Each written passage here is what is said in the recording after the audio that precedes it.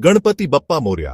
मित्रों, जैसे जैसे गणेश चतुर्थी 2025 27 अगस्त नजदीक आ रही है, आइए जानते हैं एक ऐसी दिव्य कथा जो हमें न केवल आश्चर्यचकित करती है बल्कि जीवन का गहरा संदेश भी देती है। आज की कथा है कैसे गंधर्व क्रौंच शापित होकर मूषक बना और भगवान गणेश का वाहन बना। बहुत समय पहले स्वर्गलोक में क्रौंच नाम का एक गंधर्व रहता था। संगीत और नृत्य में निपुण होने के कारण उसकी बड़ी ख्याति थी, लेकिन धीरे धीरे उसमें अभिमान आ गया।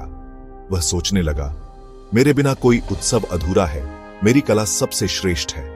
अभिमान से अंधे होकर उसने एक बार एक ऋषि के आश्रम में भी उपद्रव कर दिया। ऋषि ने क्रोधित होकर कहा, हे गंधर्व, तू अहंकारी हो गया है, इसलिए तुझे ऐसा रूप मिलेगा जिसे देखकर तू स्वयं लज्जित होगा।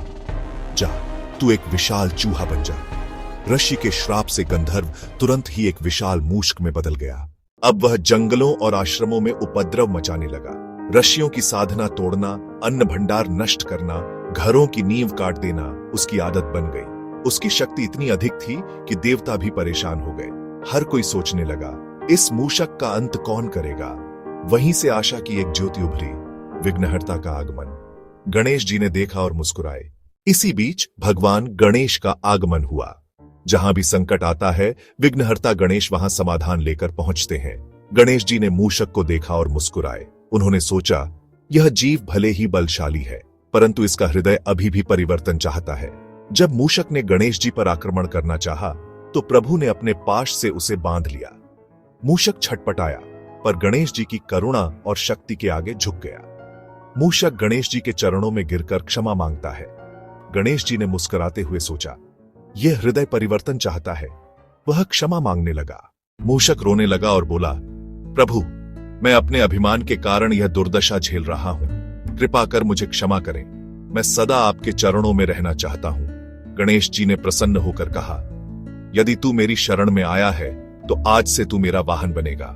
सोचिए मित्रों, ब्रह्मांड के विघ्नहर्ता ने एक छोटे से जीव को अपने वाहन के रूप में क्यों चुना। यही तो इस कथा की गहराई है। छोटा पर समर्पित, अब वह वाहन बन गया। इस परिवर्तन में करुणा और विनम्रता की महत्ता छिपी है। सच्ची शक्ति विनम्रता में है, अहंकार में नहीं। पहला संदेश, अभिमानी भी यदि पश्चाताप करे तो प्रभु उसे स्वीकार करते हैं।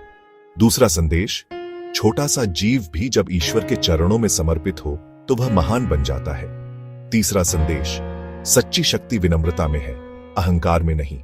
इसलिए गणेश जी हमें सिखाते हैं, ज्ञान और शक्ति का उपयोग सदैव नम्रता के साथ होना चाहिए।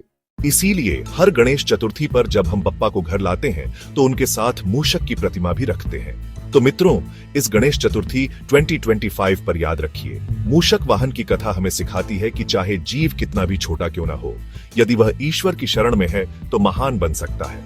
गणपति बप्पा मोरया, मंगल मूर्ति मोरया।